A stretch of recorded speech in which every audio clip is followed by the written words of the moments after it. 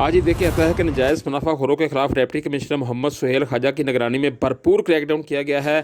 1 अगस्त से लेकर 21 अगस्त तक की जो रिपोर्ट मीडिया के साथ सीधी इंतजामिया की जानब से शेयर की गई है, इसके मुताबिक प्राइस कंट्रोल मजिस्ट्रेट्स ने 5600 छापामार कार्रवाइयों के दौरान महंगे दामों शाय खुर्दोनोश फरोख्त करने वाले, रेट लिस्ट अवेदा ना करने वाले दुकानदारों, सुपर स्टोर मालकान, दूध फरोशों व दीगर को 77,58,000 रुपये जुर्माना आयद किया है, जबकि 161 अफराद के खिलाफ मुकदमात दर्ज करवा दिए गए हैं और 200 से ज़ायद दुकानों को सील कर दिया गया है। इस मौके पर डिप्टी कमिश्नर मोहम्मद सुहेल ख्वाजा का कहना था कि हुकूमत और ज़िली इंतजामिया की तरफ से जारी करदा सरकारी प्राइस लिस्ट पर अमल दरामद यकीनी बनाया जाए। शाय खुर्दोनोश की सप्लाई, दस्तियाबी, मेयार और कीमतों पर कतन कोई समझौता नहीं किया जाएगा। प्राइस कंट्रोल मजिस्ट्रेट्स रोज़ाना की बुनियाद पर मार्केटों, दुकानों और स्टोर्स पर छापे मारें। शहरियों का इस्तेसाल करने वालों के खिलाफ किसी भी किस्म की कोई भी रियायत नहीं बरती जाएगी।